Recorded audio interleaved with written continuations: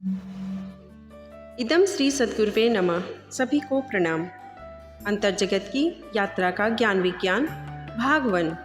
लेखक doctor Pranav Pandya. Audio 2। अपनी बात आपसे। इस तरह से तपोमूर्ति गुरुदेव एवं महर्षि पतंजलि विधाता के विश्व उद्यान के अति दुर्लभ पुष्प हैं।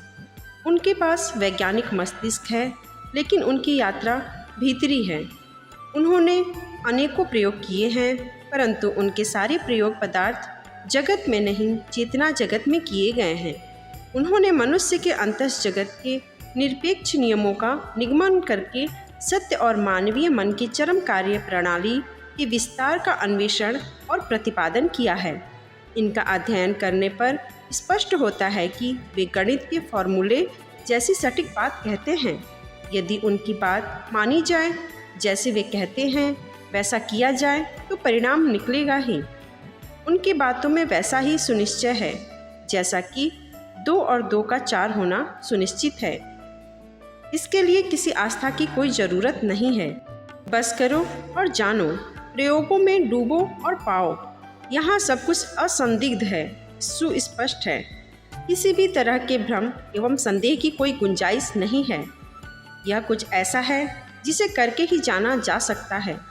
इसलिए यह बार बार कहा जा सकता है कि महर्षि पतंजलि एवं परम पूज्य गुरुदेव अद्भुत हैं। महर्षि पतंजलि ने अपने सैकड़ों प्रयोग करके उनके निष्कर्षों को सूत्रबद्ध किया। इन सूत्रों के सहारे जब भी कोई चाहे प्रयोग को दोहरा सकता है और उन्हीं निष्कर्षों को पुनः पा सकता है। इसी तरह परम पूज्य गुरुदेव ने चेतना जगत में असंख्य प्रयोग किए और अपने निष्कर्षों को प्रकाशित प्रतिपादित किया।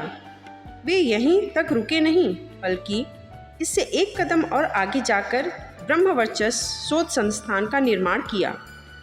अध्यात्म के वैज्ञानिक प्रयोगों के लिए एक अद्भुत प्रयोगशाला बनाई। मानव चेतना के वैज्ञानिक अनुसंधान के लिए क्रियाविधि निर्देशित किया। इस दृष्टि से ये दोनों ही बेजोड़ हैं। उन जैसा होने की संभावना भी नहीं है, क्योंकि वैज्ञानिक दृष्टिकोण रखना और आंतरिक जगत में प्रवेश करना करीब करीब असंभव संभावना है।